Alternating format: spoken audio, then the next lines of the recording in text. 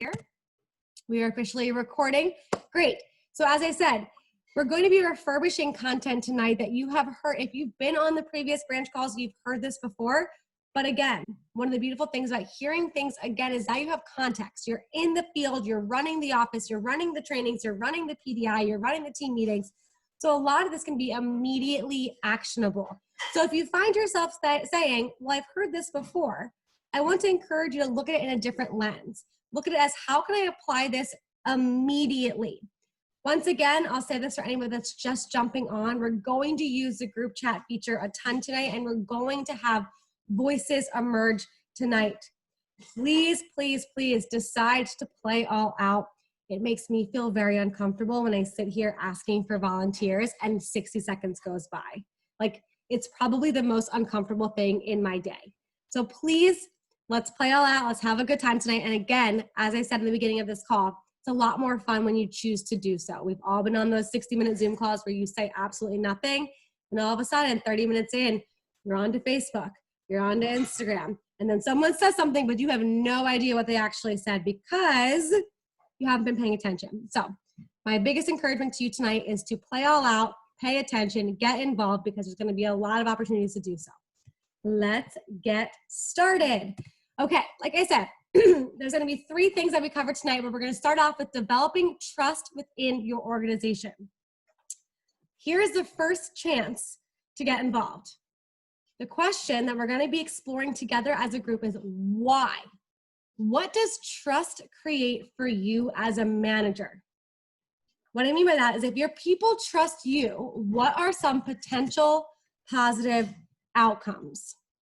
I want you right now in the group chat to write the first couple things that come to mind. So when your people trust you, what are some potential positive outcomes? So I see credibility from AJ. I see Grace, they want to work hard for you. Long-term development. Okay, Grace, I'm gonna put you on the spot here, girlfriend. I want you to expand on that. What do you mean by they want to work hard for you?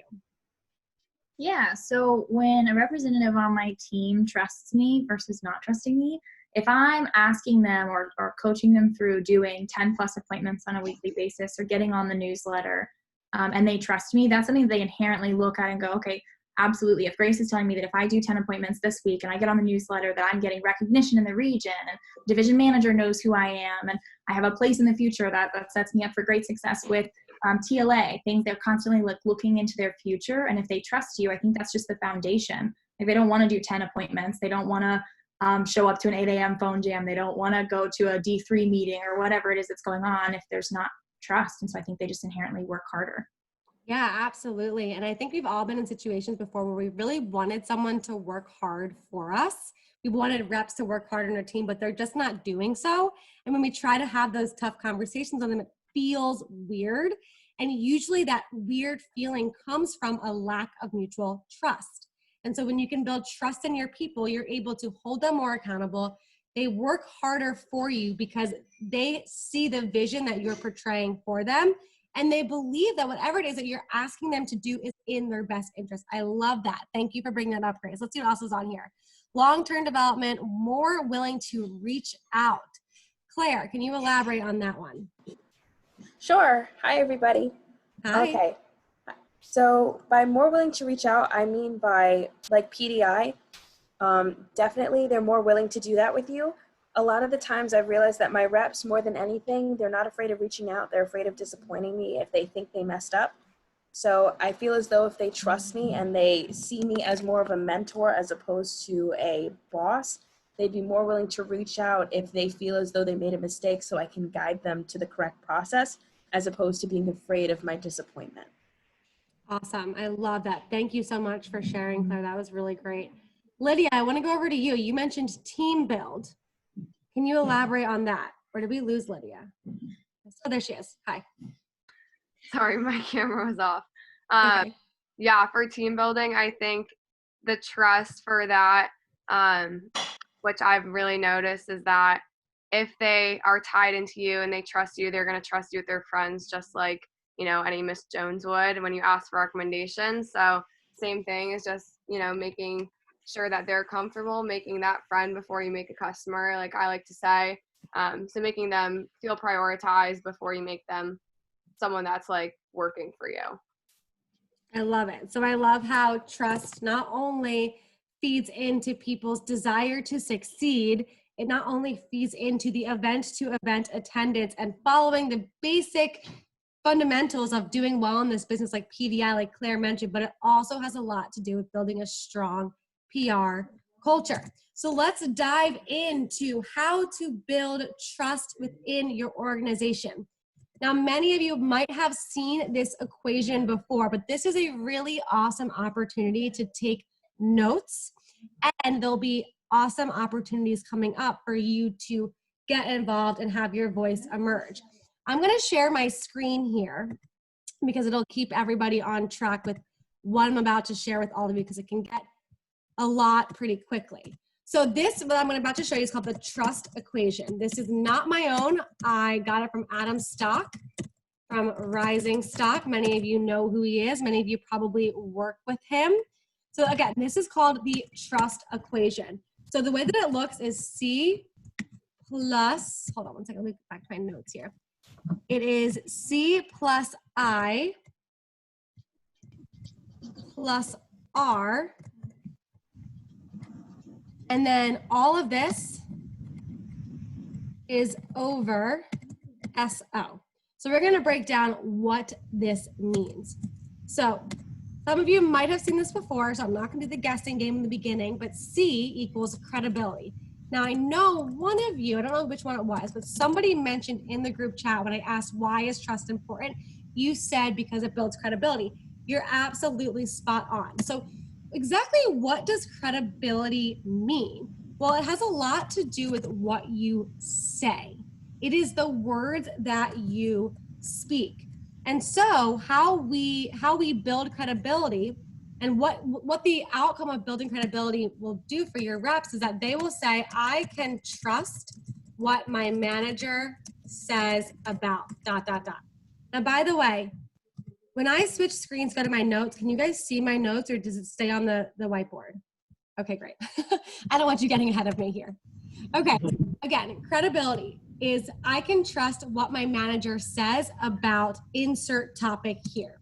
So first question that we're going to start off with is how can you build credibility within your organization? And maybe it's a way that you've currently been building credibility. So I want to just start off by saying this conversation that we're going to have, I encourage you to pull from things that you've been doing already in your organization and share them with the group. Because I'm not the expert here. One of the things that I am tasked to do on a daily and weekly basis to find what's working and bring it to the masses. So in this call here, we might have somebody share something that I would have never ever thought about. But the beautiful thing is we've given the space for that voice to emerge.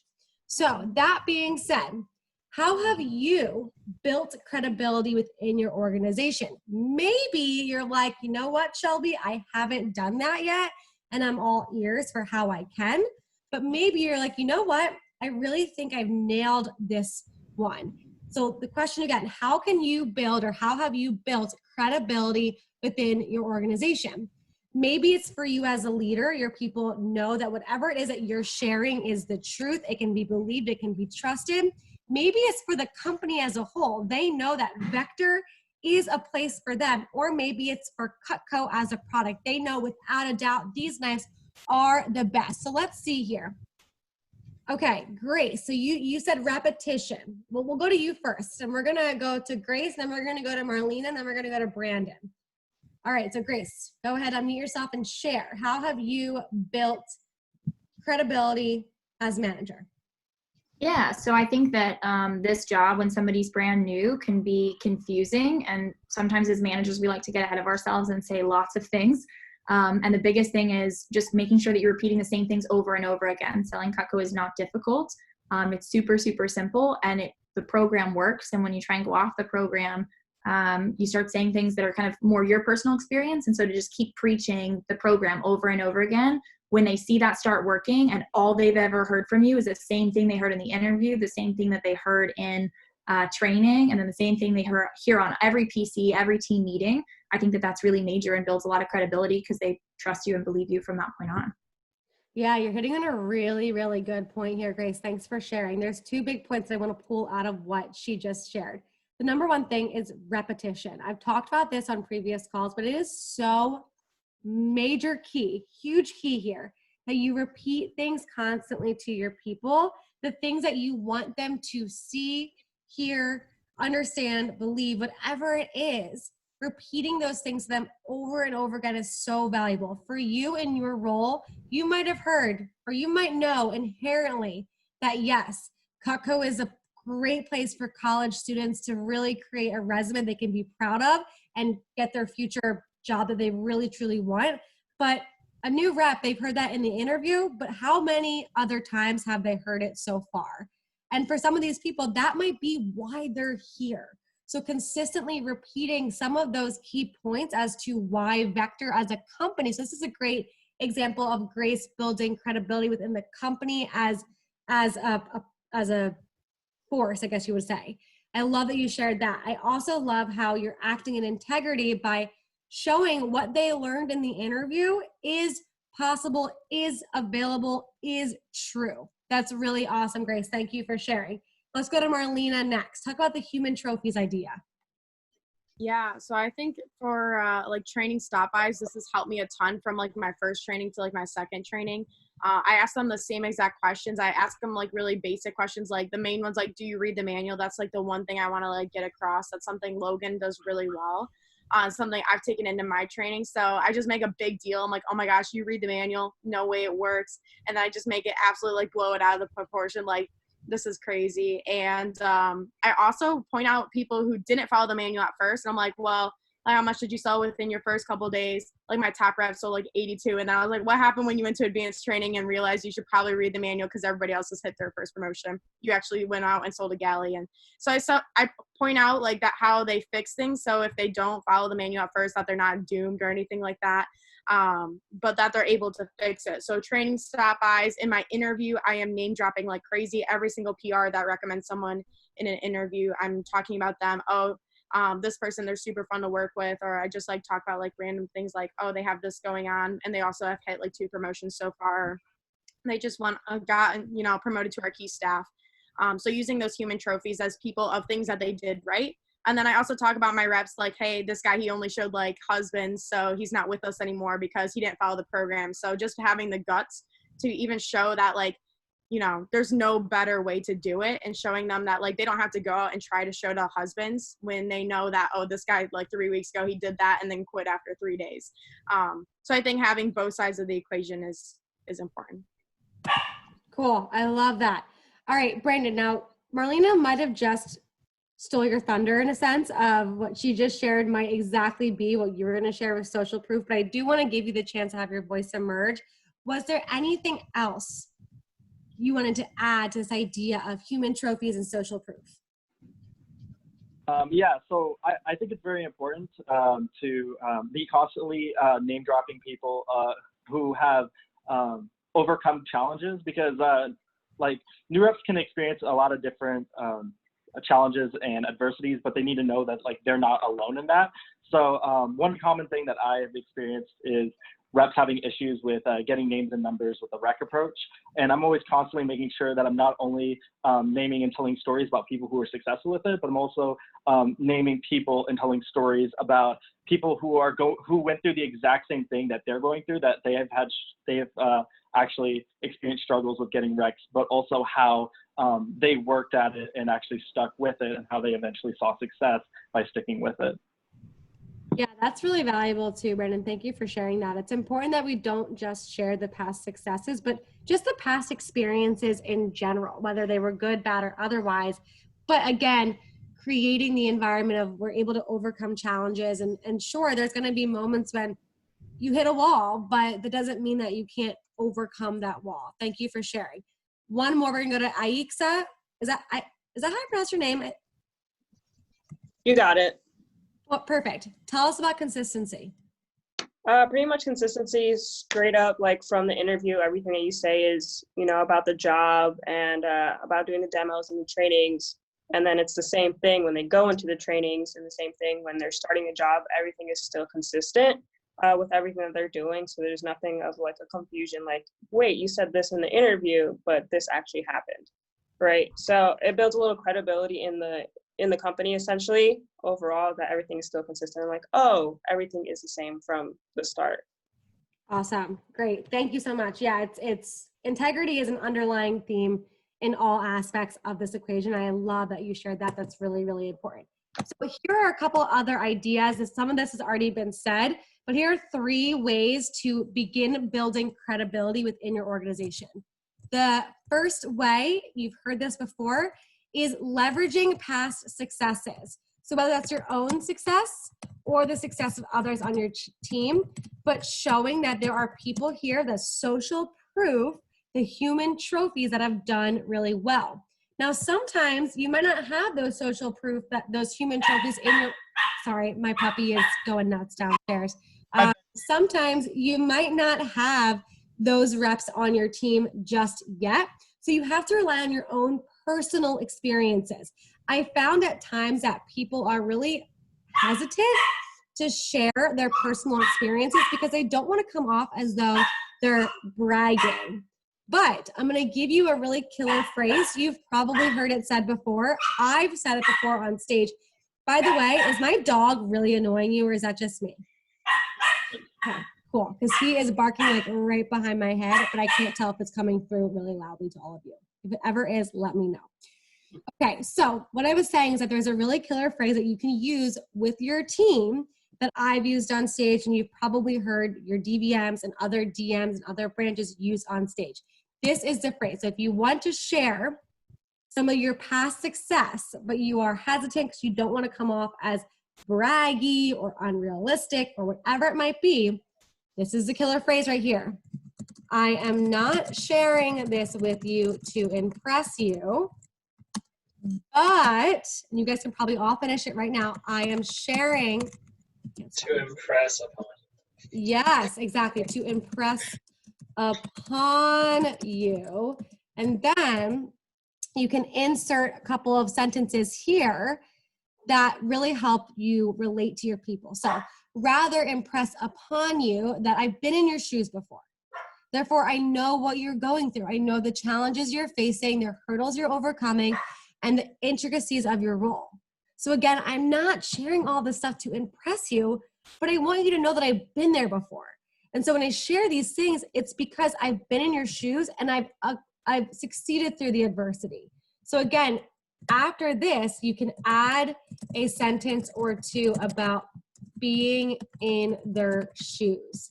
Therefore, knowing their challenges and struggles. And this will really create an environment immediately of trust and vulnerability because you've admitted, hey, listen, I've had to battle some things before, but I have overcome those. Therefore, I am really equipped to help you overcome those as well. So that's number 1. Number 2 is sharing testimonials. So this could be like those training stop-bys, you reference a rep during an interview or a training. And then the final one is sharing past experiences. So these are all pretty simple and they're all pretty similar too. But sharing past experiences will be more so on the element of like, doesn't matter if it's positive or negative, but just sharing past things that you've witnessed or you've gone through yourself, which therefore allows you to have credibility because you've seen how people have overcome it and you're equipped to helping somebody overcome that. Okay, let's move on to I. So the I stands for intimacy. I want to be very clear. It does not stand for physical intimacy. It stands for emotional intimacy. So what exactly does that mean? Well, when you can create emotional intimacy within your organization, it means that your people can say, I feel comfortable discussing X, Y, and Z. Why is that important on your team? This is the next question. Why is creating that type of environment where your people feel comfortable with you to bring up real life situations, concerns, hurdles? Why is that so valuable? Let's see, what do we have here? AJ, or is that your answer to that, or was that an answer before? I just looked at the chat. Oh, before. Okay. So why is creating this environment of emotional intimacy really valuable in creating trust in your organization, but just creating an overall culture of positivity and honesty? Will, can you elaborate? Yeah, so that way they don't seem like they're the only one that's going through XYZ, that they're the only one that has other stuff going on and, relationship issues and other stuff like that that's affecting, that they think that's affecting their side of their role. Awesome. Thank you so much, Trina. That was great. Josh, I want to go over to you. Can you elaborate on your answer there? Yeah. So you can tell why they are working, struggling, what motivates them. Yeah. I was thinking of a rep I'm working with now, Michael, who I got to know recently, and by finding out a lot more about his situation, was able to hopefully trigger him to be able to get some more sales. He certainly has gotten some more demos set up ahead of him, but in his case, it was he opened up about being in a pretty dire space. So he needs to, if he moved out tomorrow, that'd be a lot better situation than if he lived there for another week or another couple of months or whatever the case is. And he's been there in that situation for quite a while. So it was a good thing. And that's what it made me think of and write about that. What motivates him kind of went from trying to make a lot of money to trying to make ends meet so he can survive, if that makes sense.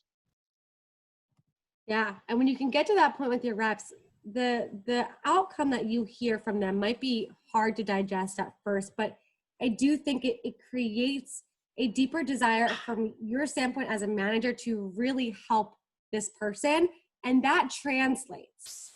That translates for the rep to say, wow, this person really cares about me and I want to show up for them. And that level of care transfers, like from an energy standpoint. If you show up and you say, I'm going to care about you, those people likely will in turn say, well, I want to work harder because the level of care that you're providing me is unprecedented. It's like that saying you've all heard before, they don't know how much you care until you show how much you care. I'm butchering it. What is the saying? Somebody put it in the group chat. I know that it's a vectorism. You know what it is. Put it in the group chat, but it's all about, showing your people that you care for them. And doing that from a leadership perspective is abnormal in the normal job world. And so I think when you show up with this level of emotional intimacy of wanting to really show people that you care for them, it creates that feeling that Vector is a special place.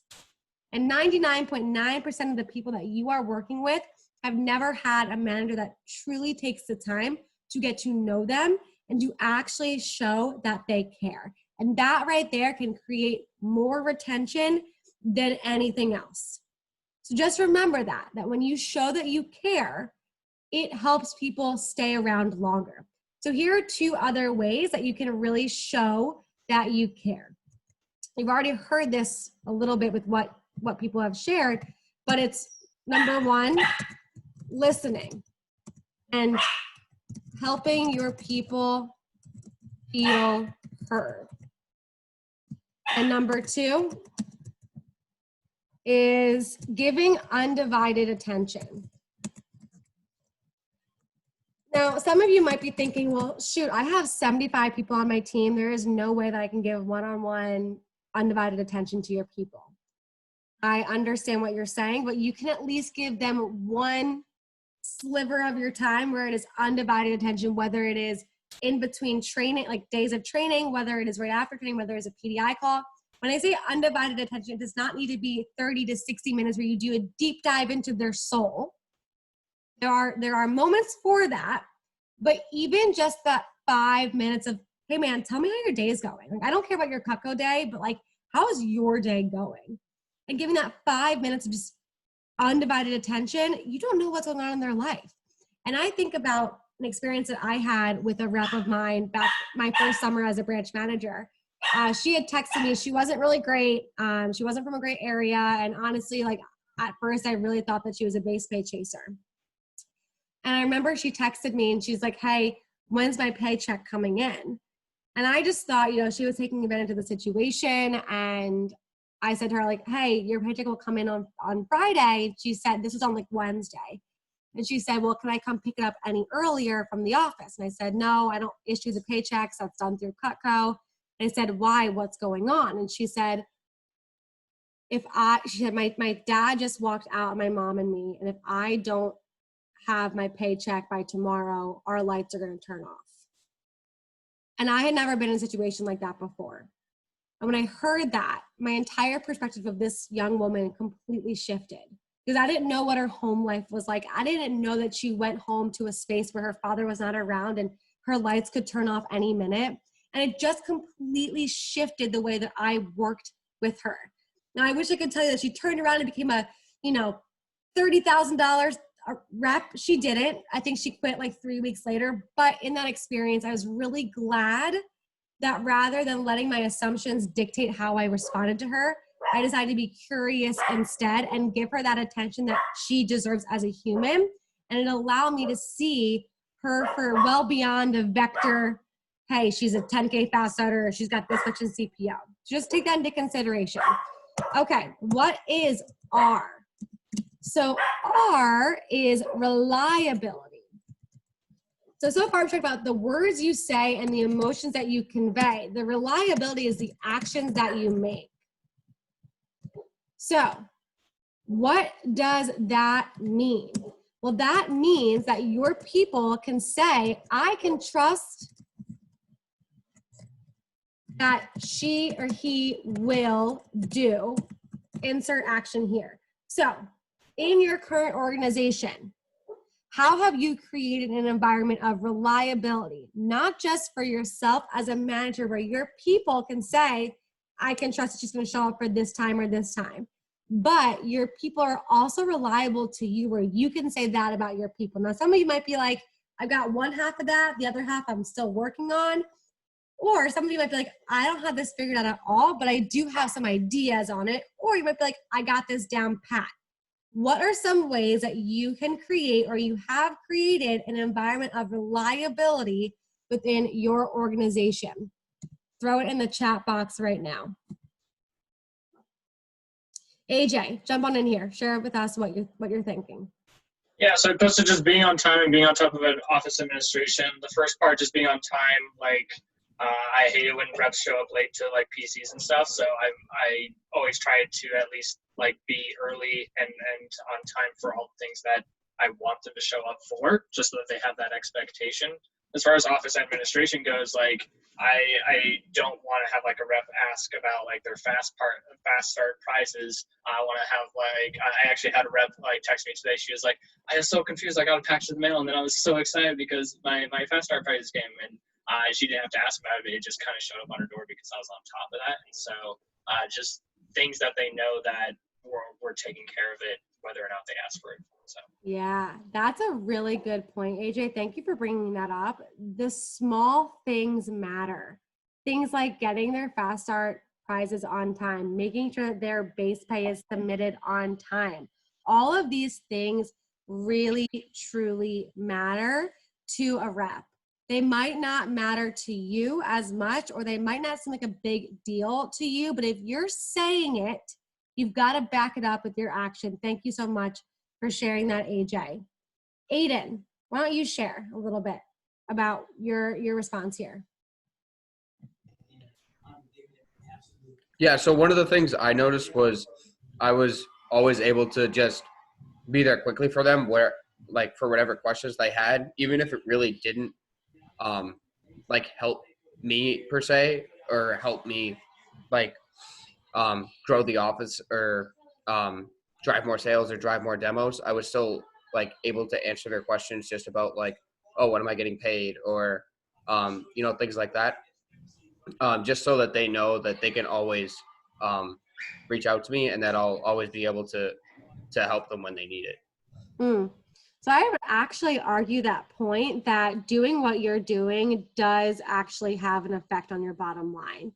So just because a conversation or a question does not have to do with making a sale or setting a demo or getting more referrals does not mean that it is not affecting the rep in a positive way that will drive them to create more demos. So I love what you shared. I just had to point that out, that I do think, in fact, doing what you're doing is positively impacting your bottom line. Here are a couple other things to take into consideration. Many of you mentioned this in the group chat, but things like showing up, keeping on showing up. I don't know the grammatically correct way of saying this, but to keep showing up. In the group chat, when you hear that phrase, keep showing up. By the way, can you guys see this where I'm typing, or is it too low on the screen? You can see it? Give me a thumbs up. Can you see keep showing up with lots of exclamation points? I'll move it up a little bit here. How about now? Yeah? Okay. So keep showing up. In the group chat, what does that mean to you? When you hear the phrase, keep showing up, what does that mean to you? By being available quickly for their demos and questions, doing your best for them. I love that, Evan, doing your best. That's really huge. Giving my people my best energy and showing up 100% for my people. Don't stop, don't quit. Giving your best even when you are tired. No matter the sales report or the recruited number, being the same manager they had on your best days. Absolutely, Grace, that's a perfect point. That you are there for your people, even if you had a really crappy sales week. Even if your numbers are off, even if you had a really off interview, if one of your reps calls in, you do not project that on them. And that's a really valuable point. Thank you for sharing that, Grace. Okay, what else is there? Oh, I guess I have to do another screen. Okay, so in addition to keeping on showing up, under promise and over deliver. I run out of room on the screen here.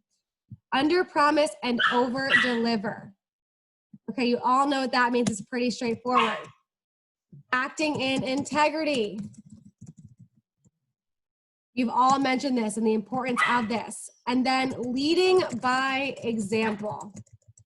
This is so valuable. If you're going to require your reps to do something, you have got to be willing to do the same thing. All right, has everybody gotten the first 3 letters here? Can I delete this page for you guys so I can start making the other thing? All right, cool. All right, I don't really know how to do this. Let me try something. Okay, here we go. Delete. Perfect. Cool. Okay, what does the SO mean? All right, what does the SO mean here? Okay, SO equals self-orientation. Now, when I first heard this, I had no idea what they meant by self-orientation, but what it breaks down to is your motives. The reason why it is a denominator in this equation. Now, I am not great at math, so I could be totally off on this, but I will tell you the reason why it's a denominator is because it has the ability to completely crumble your entire equation if your motives are off. So, what exactly does it mean to have proper motives or to have proper self-orientation? It means that your people can say, I can trust what my manager says about, it means I can trust what my manager cares about me. I can trust that my manager cares about me. So some of you have mentioned this already in some of your answers, but it's this idea of being off self and on others. So I would love for some senior branches to have their voices emerge about how your transformation has been from one summer to the next regarding this concept of being off self and on others. Because I know many branches, many new managers understand this theoretically, but at the end of the day, they're still obsessing over their own paychecks and they're still looking at their reps as numbers on a board. So I love for some senior branches to have their voice emerge on the importance of this concept in really building a healthy office culture and building trust among their people. So Will, can I volunteer you here? Yeah. Cool. So talk to me about this idea of off self and on others. One of the biggest things that I've been doing this year that I didn't do last year was just focusing on demos booked. I know that we're going to get not focusing on demos booked, focusing on calls made, not demos booked. So I know that the demos are going to get booked up, but just, making sure that they are making, the calls. The demos will get there. That's probably been the biggest thing that I've been doing. I love that. Thank you so much for sharing. Any other senior branches? How about Marlena Booth? Yeah, thank you. So I think this year really showing them what this can do for their future. So like knowing what their dream job is and like what their major is, and really breaking down their goals has been huge. Last summer, I could probably tell you half of what my reps wanted to do. This summer, I could name off every single person and what they're majoring in and things like that. Because that's what I'm tying them into for like conferences and things. Everything that I promote is based on their own goals, like what's in it for them. Because it's not about the paycheck, and I don't even like really recognize the money, because I say like some people might be money motivated, but it's not even about the paycheck. I talk about like the economy and things like that, and how like this experience will help them. I talk about like hitting their goals as well, so like keeping them accountable and how that will help them in the future, like keeping a schedule and things like that is very important. Just being, showing them that, and I tell them like in my training, like, guys, like I don't care if you go out and like how much Cutco you sell. It's not about your CPO. Like I'm here to like help develop people to go land their dream jobs and to create top tier recruits. And I just tie them into my goals, and really show them that it's not about selling knives, and that it's not cool to sell knives. It's cool to build your resume and to be an A+ recruit and to go land your dream job when all your friends were playing Call of Duty over the summer. And I just sort of tie them into that kind of goal, rather than like, oh, cool, you hit the newsletter, like, you're amazing. Like, I can't even imagine, like, like hyping them out for like sales. Like, if you promote sales, that's the only thing you're going to get. And I sort of fell into that trap in the beginning of the summer. And I really had to sit back and think, I have to really promote other things, because some people are not motivated by their paycheck. I'm not motivated by my paycheck, so I can't promote one thing expecting everyone to be motivated by money. And some people, they don't do this job for money. Some of them are fine, they're well off, and they want to do it to prove themselves wrong or things like that. So I have to find the reason why and really promote different kinds of things, because it's not about the paycheck. At the end of the day, they're not going to remember 5 years from now how much money they made selling Cutco over one summer. Some people might, but most people won't, and you're right on that. Evan Tarloff, I want to give you a chance to have your voice emerge here. Yeah, absolutely. So I really like worked a lot over the fall and the spring on just working on my on just like my mindset about just like not being as money motivated, and also like just like focusing more on like their development as people, and like kind of them getting like the most out of what they want from the job, if that makes any sense. Yeah, I love that. And I think it's important to recognize too, and the reason why I said what I said to Marlena is that some people are money motivated. I was. And for me, my hot button was I can make $10,000 in the summer. And so some people are money motivated, but the bottom line is that you as a manager have to do your job in finding out what is that hot button for your people. And that's why with what Marlena said, and Evan really backed it up, is looking at your people as individuals, not as just the team that creates the sales report that gets you that number 4, number 5, number 6 spot that gets you that paycheck at the end of the week. It is a lot more than that. And that's really where, when you do that, your people can understand that you are there for them and they trust you. So they trust you when you push them. And I think maybe Will said this earlier on, or somebody said this at the very beginning, that trust allows you to hold your people accountable because they know that you've got their best interest in mind. The quickest way to dissolve a sales team is when your people think that you're only pushing them for your own success. But when they trust you and trust what you have to say, they will break through walls for you.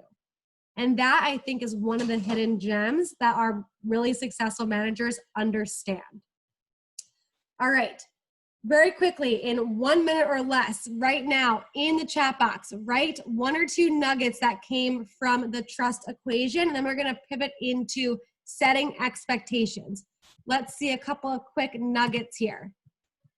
What are some nuggets that have come from the trust equation? C plus I plus R over SO.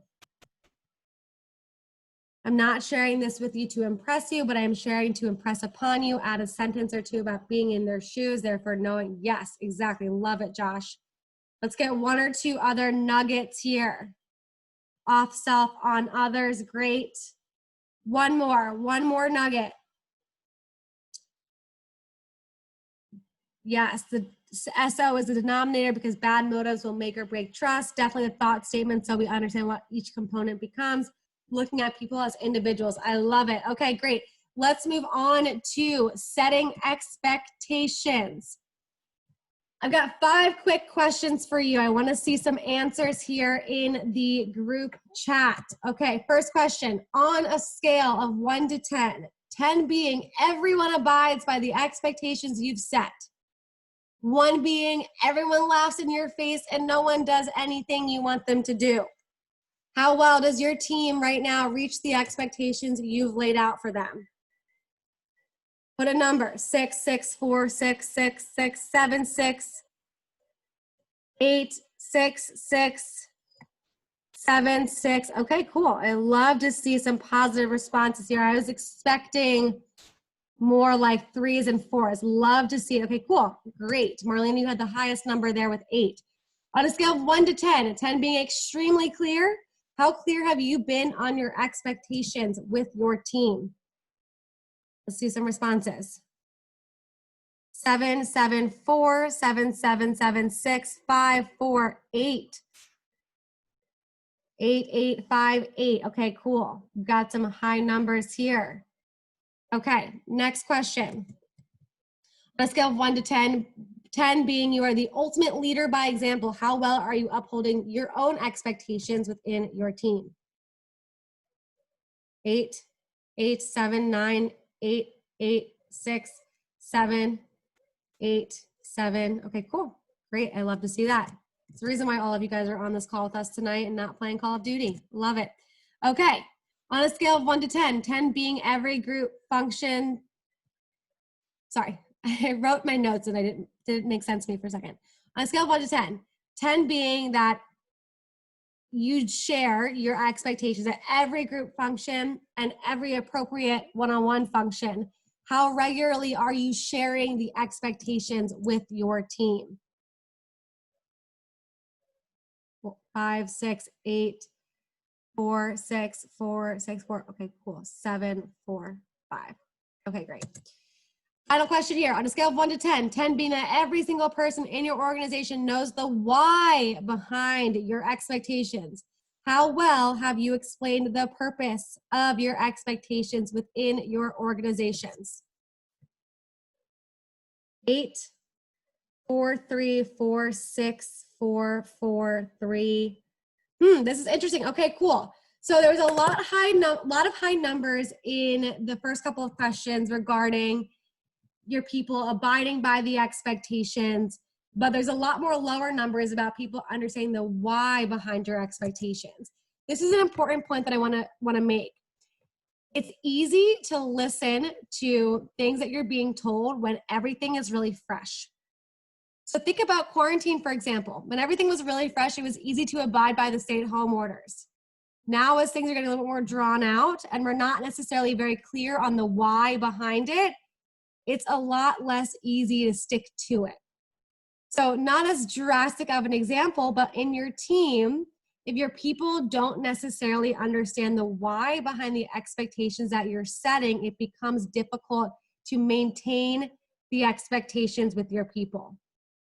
You might have been the rep where at first you were calling in all the time, you were coming in early, you were asking to do more things. And then as things got a little bit, got a little more comfortable, you were like, you know what? I don't even know why they asked me to do that. I'm cool if I come in, on time instead of 15 minutes early. I'm just going to start coming in on time. So it's really important that you take the time to explain the why.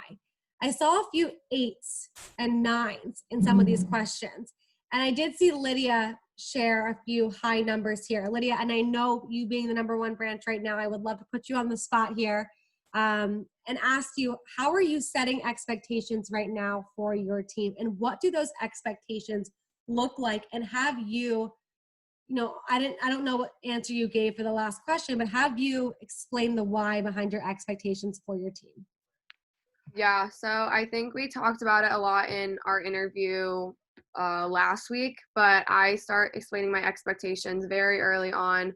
I started in the interview, and I'm expecting everyone to be a part of a championship team, not take the flexibility as laziness, but take this as a positive opportunity to really thrive here and grow. I have not explained my why very well at all. I put a 6 for that. I think that's something that I didn't even know that I wasn't doing, that I could do a lot better. So that's something I really need to work on. But as far as creating expectations, that goes all the way through interview, all the way through training. And if you have drop off, that's okay. If they're not gonna, meet your team expectation and your standard, then, you probably don't want them anyway. Yeah, I love that last sentence there. It's important to remember that this is not everyone's cup of tea, and you don't want everybody. And some people would be bigger pains in the butts than they would be, worthwhile from a CPO standpoint. So I love that point. The point on the why, you might actually be doing it, and some of you might actually be doing it, but it could be as simple as a phrase at the beginning. Hey guys, I'm about to lay out the expectations to you. Before you go and ask yourself, well, why is she sharing these with me? Or these seem really harsh, or these seem like a lot. I want you to know that what I'm sharing with you is not just a rule book, but it is a pathway towards success. And me being in my role, I know what it takes to become successful. I've watched, I've studied, I've learned, and I've been one of the top performers in our division, in our region, in our company. So what I'm going to share with you is the map towards success. And so before you begin asking, well, why do I have to call in between 9 and 10 a.m.? Let me remind you that what I'm asking you to do is not because I want to annoy you or because I want to be a pain in your butt. It's because I know what it takes to be successful. And so I'm going to ask these things of you because I know what you're capable of doing. And it might only be painful for you the first couple times that you do it.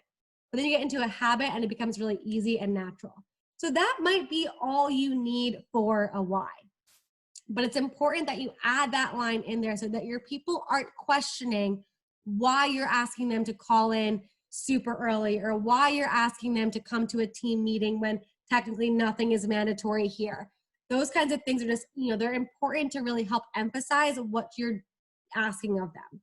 So here's a quick 5-step process to developing expectations. Some of you might be listening here and thinking, wow, I thought I had expectations, but you know what? I really don't have expectations. Some of you might, know the phrase expectations, and you might think I have high expectations, but in reality, you're really not setting them or even upholding anybody to them. So here's a 5-step process in creating expectations. Before I do that, let me do a quick little definition of expectations. Expectations are the actions which uphold the standard of what you tolerate. So expectations in themselves are the baseline. So you are looking for people who succeed beyond the expectations. They're the higher achievers. But the baseline so the baseline that you create is the expectation. So what is the absolute minimum that you tolerate? Yes, Grace, I'll repeat that. It is the actions which uphold the standard of what you tolerate. So expectations are the baseline. So you have to ask yourself when creating expectations, what am I willing to tolerate? Because what you tolerate duplicates. So if you've found yourself in the last couple of weeks letting things slide, that means you likely have low expectations. Just come to terms with that, and that's okay. Here's a 5-step process for creating a high level of expectations. Number 1, it is to define it. Define what those expectations are. Ask yourself, what is the baseline for what I as a manager will tolerate? And then think about what are the corresponding actions that I will expect out of myself and my reps. So if, for example, my baseline is that I will not tolerate anything less than 3 demos per week if you're part-time. And that might be a really low expectation, by the way. Somebody might be like, you know what, I expect at least 5. Again, this is why you define it. But let's say, again, your baseline is I expect, nothing less than 3 demos per week if you're part-time and 7 demos per week if you're full-time. And a corresponding action to that will be 2 phone jams a week or 1 phone jam if you're part-time and 2 phone jams if you're full-time. And that will allow you to really fully explain what you're expecting of your people. And then you have to also ask yourself, what is the plan of action for a rep that is not upholding the expectations? Because newsflash, we're working with 18, 19, 20-year-olds who've never been in vector. So they're not vectorized yet. Therefore, they really might not understand the importance of integrity. They might not understand the importance of taking action. So you have to have some kind of a contingency plan that you put into action the minute that somebody is not upholding those expectations. Because the minute you let that slide is the minute that you've given too much. So think about yourself as a teenager. This is more for the rebellious ones in the group here. If you were to sneak out of your house and the first time you did it, your parents did not catch you. The second time you chose to do it, you might be a little bit more brave and a little bit less scared. But if the first time you snuck out of your house, your parents caught you and grounded you, chances are you wouldn't do it again. Not as a Debbie Downer of an example here, but the idea of you making sure that you're keeping your reps accountable to upholding the expectations, and you have a plan of action to confront them when they don't. Make sure that you are clear on why that baseline exists for you. Number 2 is before you share these expectations with your team, it is important that you are affirming that their success is your number 1 priority. Again, going back to the trust equation, affirming that your motives are on their success. So share the why behind what you're about to tell them, just like I shared a bit ago. Number 3, share the expectation. So you go from defining to affirming that their success is your number 1 priority to now sharing the expectations.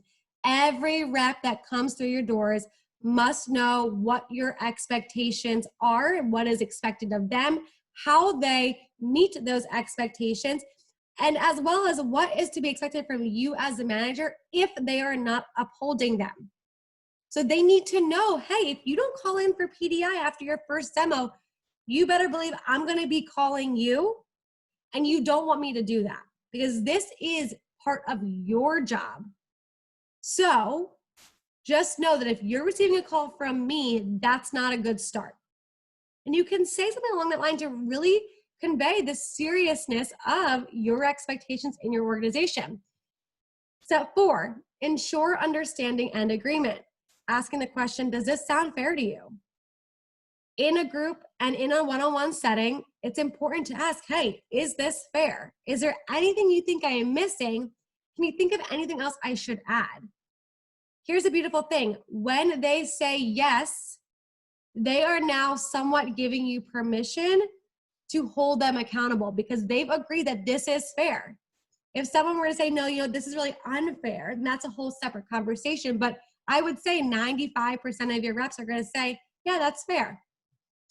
Step 5, reaffirm that their success is your number 1 priority, emphasizing the why behind these expectations. And I think I said it was a 5-step process. It's actually a 6-step process. Celebrate those who exceed the expectations. So again, when it comes to expectations, these are the baseline for what you tolerate. So you do not celebrate those who meet the expectations. You celebrate those who exceed the expectations. That's a really big point to remember. You do not celebrate those who meet the expectations. That is the baseline. That is what you tolerate. That's what they should be doing. You celebrate those who exceed the expectations because what you celebrate duplicates. Say it again. What you celebrate, what you recognize, duplicates. Okay, quick minute on nuggets here, and then I just need 5 more minutes to talk about the final point in this call, which is creating the desire to succeed. So everyone right now, write 1 or 2 nuggets from this idea of creating expectations. Maybe something you heard from Lydia, or what you celebrate duplicates. Let's hear 1 or 2 other nuggets from creating expectations. Excuses don't change responsibility. Don't let things slide. Share the why before expectations. Okay, awesome. All right, last 5 minutes here. Let's quickly talk about this idea of creating a desire to succeed. As in creating this desire within your reps to exceed the expectations. So a desire to succeed is a desire to exceed the expectations and to become self-sufficient. The quicker you can have your people tell you, you know what, Shelby, I got this. I'm good. I know what I need to do every single week. I will be there on time for the phone jams, the team meetings. I will call in for PDI, but you can trust me. I'm going to be doing 7 demos a week. I'm going to be doing 15 demos a week. The quicker you can get your people to that level, the more success you will find. So this idea of creating a desire to succeed is helping your people become self-sufficient. Here are 6 quick ideas to do so, many of which we've talked about already tonight. Number 1, find out what their hot button is. So going back to this idea of creating emotional intimacy, it is making sure you're giving your people undivided one-on-one attention to find out what are they here for, and then using that to motivate them towards creating a long-term vision. I love that Marlena talks about, hey, listen, selling knives is not the cool kid job, but what's really cool is that when you're getting ready to graduate from college, you've got this kick-ass resume that will get you any job you apply for. That right there is cool, and that's what you're creating here. So let me help you create a plan that will bring that to life. That right there is finding out what their hot button is and expanding on it to a summer-long vision, which creates retention. Number 2, kind of beating it, number 1, creating a summer game plan to help their desire become reality. So again, it's not just about getting them through their fast start. Sure, a fast start's important, but you have to be thinking long-term with your people.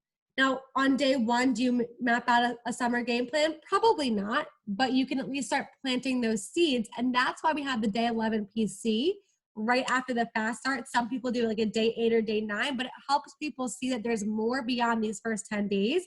And in fact, there's a space for them, there's room for them the entire summer. Number 3, show the action steps necessary.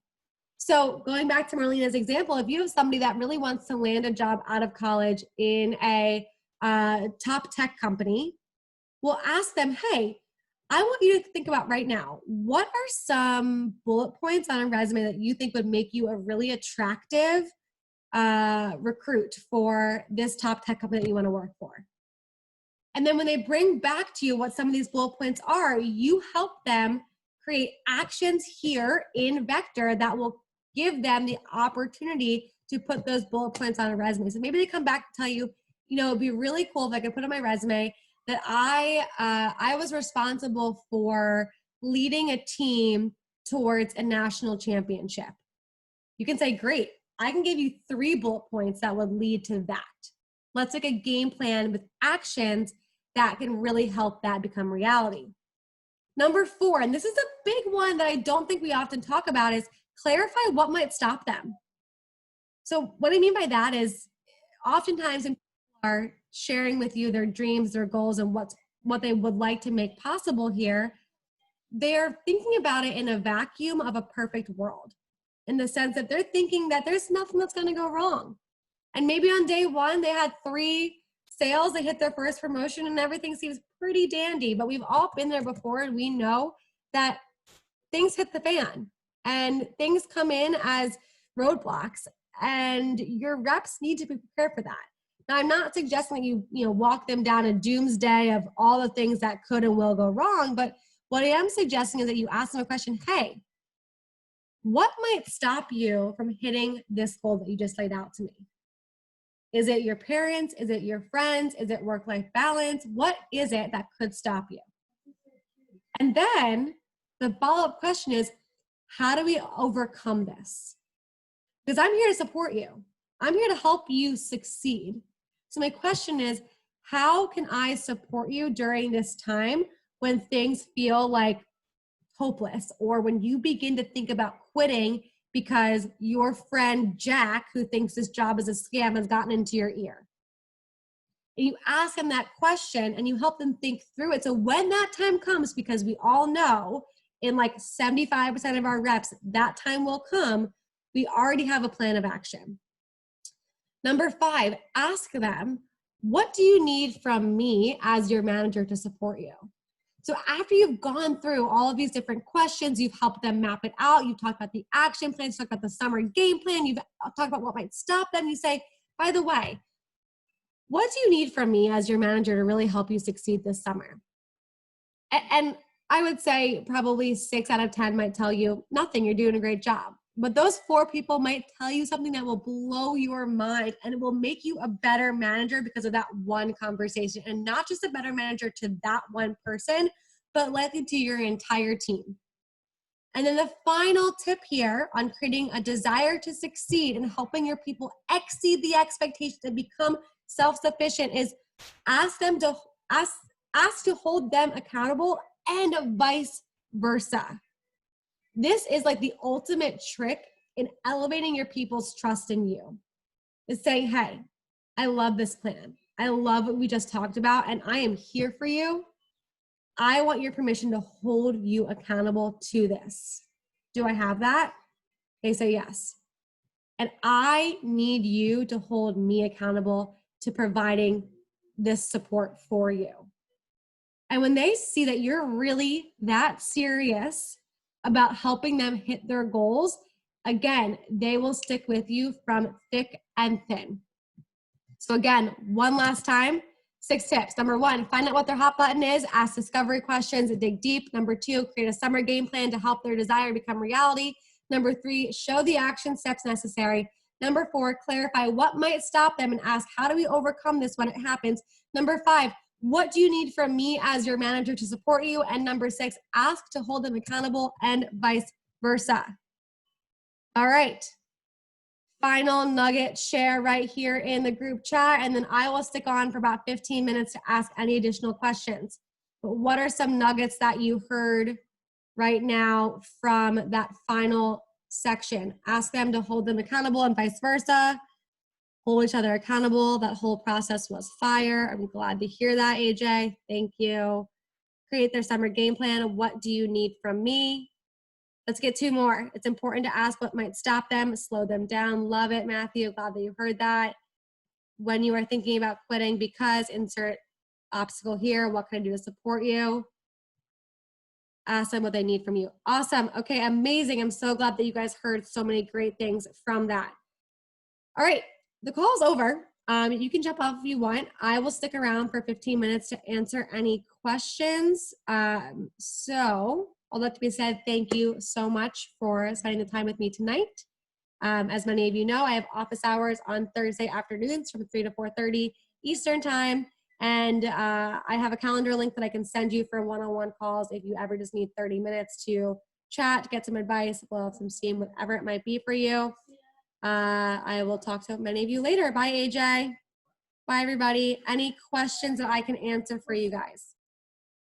Hey, Shelby. Actually, I have a question. I had sent you an email. Yes, Kyle. Hi, how are you? Doing well. How you doing? Good. I saw your email over the weekend and I completely blanked on responding. I'm sorry. No worries. Well, since you're here, I might as well just ask it now.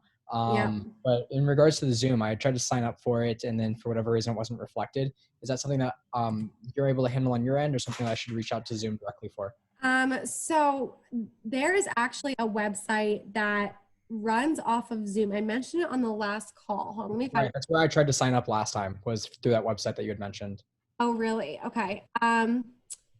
Helen Brown is the one who is kind of running that. So I would reach out to her. Okay. Do you happen to know her email address by chance? Yes, I'm putting it in the group chat right now. So you can just say that you heard about it and for some reason you're having trouble signing up for it. Okay. Background, by the way. What was the the website again for that Zoom? Do you remember? Yeah, give me 1 second. I'm pulling up her email that she sent to me about it.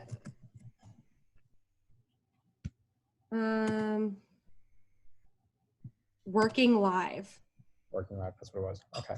Yeah. Thank you very much. I appreciate it. Yeah, no problem. Noah, did you have a question?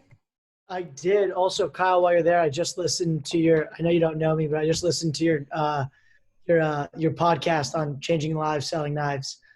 It was awesome. Thank you for all the nuggets, by the way. No I'm in the Northeast Division, but it's nice to meet you. You as well, man.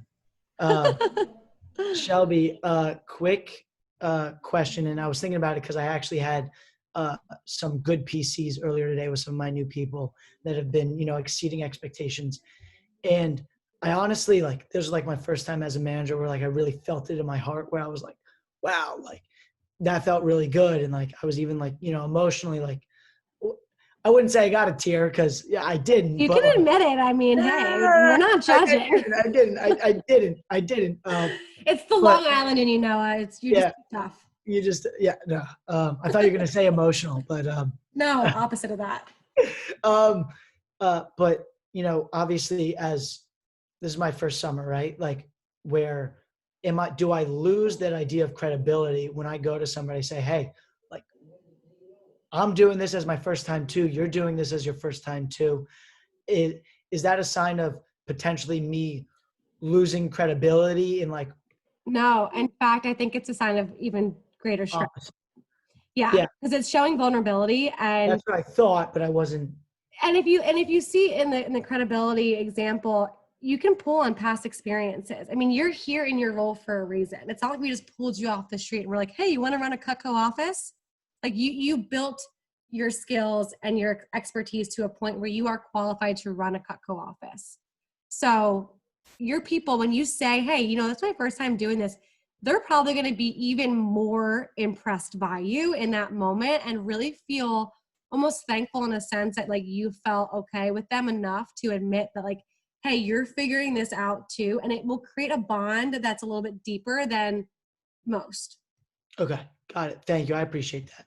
Yeah, no problem. What other questions do we have, guys? Thanks for hanging out with me late night. Hi. I'm headed out. See you guys. Oh, what up, Paige? Uh-oh. What up? What up? Lydia and Paige and Kyle. How can I leave this Zoom? Holy shit, I can't go. I got Lydia, Paige, and Kyle all in one. I'm staying. I'm taking out my notebook. I needed brain fuel. So I was hoping, I didn't know how long the call was, but I saw it on Facebook and I was like, oh, maybe I'll jump on, and it was still going. So I just needed some fuel for my brain. It's funny that you're talking about expectations. I was going over office expectations for my team today. So it's funny. Nice. That's awesome. Well, I'm glad that you're on here. It's always great to have you jump on. You're always welcome to. Thanks. Yeah, it's great. I was talking to Gina about you the other day. Gina is fantastic. Yeah, she wouldn't survive without that woman. But yeah, all right. That was all. Thank you. What other questions do you guys have? Zach said hi, Paige. Hi, Zach Joes. What's up, dude? How much? Wait, Zach, is your last name not Jose? No, it's Joe's, dude. I'm sorry. I have been calling you Zach Jose in my mind. Oh my God. Sorry about that. Okay. Any other questions, guys? Because we could talk for hours, but I've got a bottle of wine waiting for me. Yeah. Oh my gosh. I probably shouldn't have said that, but anyways, go ahead. I would love to join you, but I have a quick question on delegating tasks in AM. I feel like I'm failing as a branch developing my AM right now. I feel like a lot of it is just delegating. I'm not really inspiring. I'm more of just requiring. And I don't know how to get out of this, because it's I'm telling him dude, you got to sell it. I've taught him so much. I've tried so many times to teach him how to sell. He's just not really selling. He's more just recruiting, setting 25 PRs a week, and I'm paying him a good amount. It's just I don't know, I just don't know where the missing ingredient is. Sure. Has he indicated to you that he is lacking inspiration, or are you just assuming that he probably hates what he's doing? No, I think he's loving it. But I just think I don't. I show him appreciation as much as I can. I probably could show him more appreciation, but I think he does definitely like he loves talking every rep. I think a lot of it might be like, I don't know, when I'm in training or when I'm doing certain things, I'll just tell him to go PC a couple reps, and then I feel like that's just like a mistake on my part because I haven't trained him enough to PC someone. So it's like, I don't know. It's just, and then maybe they're just underperforming. He's not really helping them get to where they want. I don't know. Okay. I have a couple other questions. So, first off, what's your love language? My number one is quality time. And number two? And my number two is words of affirmation, I believe. Okay. Yeah. The reason why I ask you that is because what's interesting is when you have words of affirmation in your love language, you immediately assume that everybody like needs to be affirmed or everyone's going to respond to positive affirmation the way that you would. If you're giving him positive affirmation, but he's not responding the way that you would, that doesn't mean that you're not doing a good job of supporting him and affirming him. He might just not be the kind of person that like responds to you telling him or you like expressing your gratitude towards him. Mm-hmm. Bye, Paige. So that's just one thing to consider on the front end. Number two, what is like, so you mentioned the PC aspect. So are you nervous that you're over delegating to him? Like, it sounds like he's enjoying what he's doing so far. He's excited about working with your reps. He's excited about PR calling, which I think the excitement is worth riding that wave because oftentimes branches will struggle to actually get their AMs excited to begin with. So I would say I would ride that wave as long as you can. That doesn't necessarily mean that you delegate everything to him, but talk to me more about like what really is your fear that you're describing. Yeah. I just don't, here's my fear. I don't want him like failing at branch. Like I want him to be a kick-ass branch. That's my whole goal for him. And that's his goal. Okay, but before he is a kick-ass branch, he needs to be here the entire summer. So I love that you're thinking about him being a branch, but it's not your role, Zach, to train him to be a branch manager. It's your role to train him to be an assistant manager, and that's a lot different than being a branch manager. It's your role to retain him and have him interview for TLA. It's Brian's role in TLA to teach him how to be a branch manager, and then you act as a support function to do that. So I would release the pressure of trying to have him learn everything right now and instead look at it as a piece of pie or a big thing of pie, and it's piece by piece. So maybe right now he gets really good at PR calling. Because if you think about being a branch manager, I mean, that is a really important function that you've got to be good at. And some of our best branch managers, when they were AMs, all they did was PR call. They never once ran PDI. They never once ran a PC, but they knew how to stack a team. So if he's doing well with that, run with it. And then over the course of time, begin adding on new responsibilities. And I would suggest, Zach, that before you send him off to run PCs with your people, make sure that he has watched you run multiple PCs with multiple tiers of people. That's so funny because I'm actually having him watch 4 PCs in a row tomorrow with different tiers of people. Perfect. And then make sure you're building in time either in between the PCs or at the end of the PCs to digest with him what is something that he learned, witnessed, experienced, and then before you send him off on his own, you should watch him run 2, 3, 4 PCs. Yeah. I think it was just hectic the first couple of weeks with like 25 yeah, of course it is. Like, oh my God. Yeah, okay. Absolutely. But remember, we have the entire summer right now having a badass PR caller and somebody who's excited to work with your reps. Like, again, ride that excitement. Don't feel like you have to teach them everything. It is not your responsibility to create him into a mini branch this summer. That might happen naturally, Zach, but it's your responsibility to treat him as an assistant manager. And those roles are very, very different. And it's your responsibility to retain him and get him to TLA, where Brian will teach him how to be a badass branch, and you will act as that support system for him. Does that make sense? 100%. It's just kind of crazy. Like learning how to, manage reps, and then like assistant manager is like a completely different thing. It's crazy. For sure. But thank your lucky stars that you've got as an assistant manager, because I know plenty of branches who are like, I can't even have someone show up to the team meeting. So it's great to hear that you've got an assistant manager you're really excited about. Yeah. Any other questions?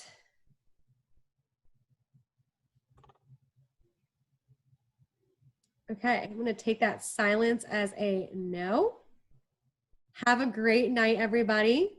And I will see many of you in 2 weeks at the next branch call, if not before that at office hours or one-on-one call or a pod call if you're on one of the pods. So bye, everybody. Have a great night. Thank you so much. All right, thank you, Shelby.